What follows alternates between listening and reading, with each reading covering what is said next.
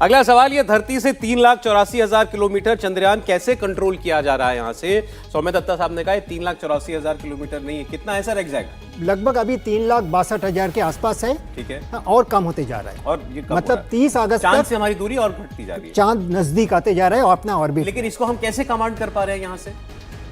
यहाँ कोई optical fibre तो है नहीं, कैसे यहाँ से लेकर के चांद तक मतलब कौन सी वेव्स जाती हैं? एक आम भाषा में बताऊं तो जैसे अपने फोन में सिग्नल आ रहा है, तो अपने फोन में जो सिग्नल आ रहा है वो इलेक्ट्रोमैग्नेटिक रेडिएशन कहते हैं, उसको रेडियो कम्युनिकेशन कहते हैं अपन। वैसे ही यहाँ पर ग्राउंड स्टेशन पे एरे ऑफ एंटीनाज होते हैं, बड़े बड़े एंटीनाज होते हैं, जिसको ISDN कह रहे हैं ना, डीप स्पेस नेटवर्क जो कह रहे हैं, तो बड़े बड़े एंटीनाज होते हैं, वहाँ से हम ट्रांसमिट करते हैं। जैसे आप इसको ऐसे समझिए कि ये मान लीजिए कि चांद जो अपना चंद्रयान है उसके ऊपर एक मोबाइल फोन रखा हुआ है, आप ये मान लीजिए, और एक अपना टावर है, टावर से सिग्नल आएगा और उसको कैप्चर करना है।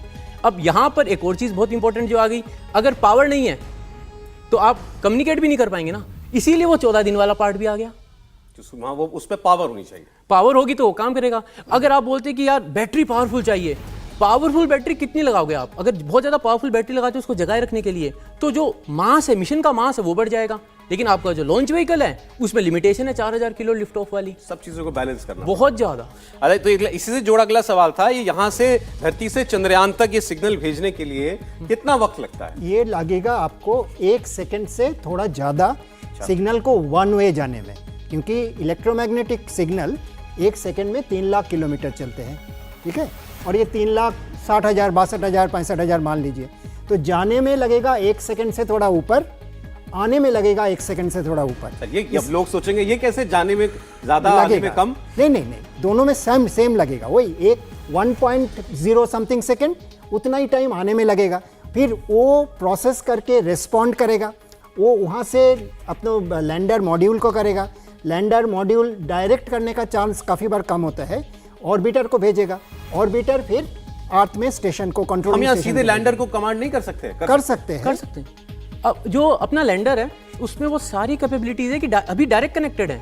वो हमारा, मैंने बताया ना, क्रिएटर के पास कहीं उतरे, कहीं कोई ऑब्स्टेकल है जो डायरेक्ट व्यू नहीं आ रहा है। देखिए ये लाइन ऑफ साइट के जैसा होता है, मतलब जहां मेरी आंखें देख सक रही है वहां मैं कनेक्ट कर सक रहा हूँ, मतलब जहां मेरी आंखें देख सक रही है वहां मैं कनेक्ट कर सक रहा हूँ। तो अगर लैंडर को सीधे ग्राउंड स्टेशन दिख रहे हैं तो लैंडर डायरेक्ट कनेक्ट कर सकता है, अगर नहीं दिख रहे हैं तो ऑर्बिटर से हेल्प मांगो। ऐसा है। अब जो चंद्रयान 2 वाला घूम रहा है, चंद्रयान 2 वाला घूम रहा है, ठीक है। अरे ये हम किस किस्म की कमांड्स उसको भेजते हैं? मतलब कुछ तो उसका भी कुछ एक सेट वो होगा ना, पैरामीटर्स होंगे, भाई ये फंक्शन कर सकता है, ये हमारे कहने पर ये काम कर सकता है। क्या क्या काम कर सकता है विक्रम हमारे कहने पे? देखिए ये टेलीमेट्री टेली कमांड वाला जो पार्ट होता है, तो ऐसा आप इसको ऐसे मानिए कि वहां पर ऑलरेडी हमने डिसाइड कर रखा है कि इस फॉर्मेट में, जैसे अब हमें पता है आप मेरी हिंदी भाषा को समझ पा रहे हैं, तो जब मैं जो कुछ बोल रहा हूँ आप समझ पा रहे हैं। लेकिन अगर यहाँ पे कोई ऐसा इंसान होगा जिसको हिंदी समझ में नहीं आती, उसके लिए वो बस कुछ आवाज़ें हैं, ठीक है, बस यही चीज़ है। तो हमने जब डिज़ाइन किया है ना सॉफ्टवेयर को, जो वहाँ पर हमसे कम्युनिकेट करेगा, तो उसको बताया गया है कि अगर हम ऐसा लिख कर भेज रहे हैं तो आपको इस तरीके से रेस्पॉन्ड करना है। तो वो यहाँ से नीचे से वो कम्युनिकेशन होता है। अब इसको और भी सिंपल समझे, आप SMS भेजते हैं या WhatsApp भेजते हैं, आप तो लिख देते हैं, वो जाता कैसे है? रेडिएशन से।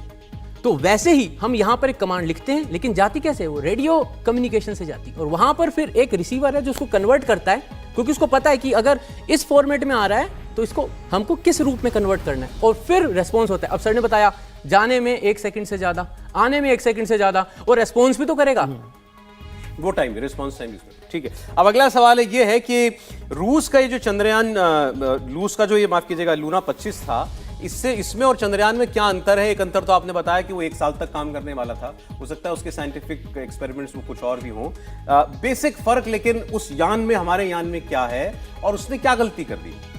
देखिए, सॉरी ना बोलिए सर, बोलिए। उसमें जो पहला जो गलती का जो बात यदि बात करें, देखिए लूना 25 में टेक्निकल कोई कमी नहीं था।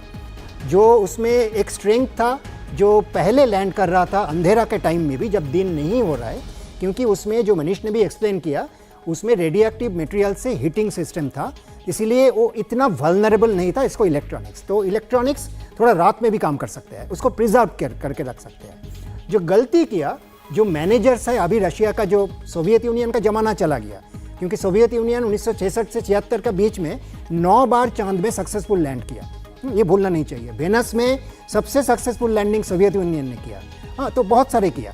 लेकिन इस बार जो मैनेजर्स ने उन्होंने ज़्यादा दिखाने का कोशिश किया।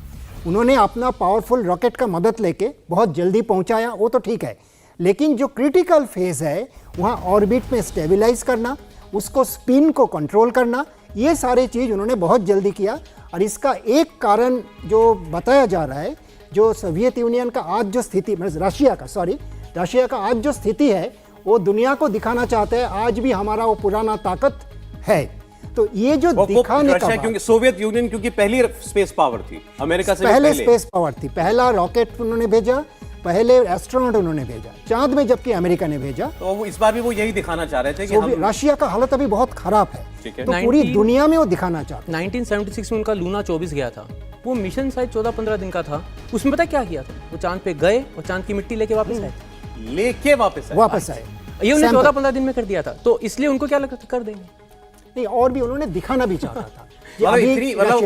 उनके मिशन में और उनके सोयूज जो यूज करते ना वो 1966 से वो लॉन्च व्हीकल, मतलब उनके पास फ्यूल सारी ताकतवर है, इतना कैरी करने की कैपेसिटी थी, और रॉकेट उनका भी और वापस भी आप रॉकेट बहुत ताकतवर। मेरे ख्याल में 170 में 180 ग्राम सैंपल लेके फिर वापस आए। चले हम भी करेंगे किसी दिन। इंडिया टीवी हर वक्त हर जगह डाउनलोड करने के लिए सर्च करें India TV news Google play store या ऐप स्टोर पर।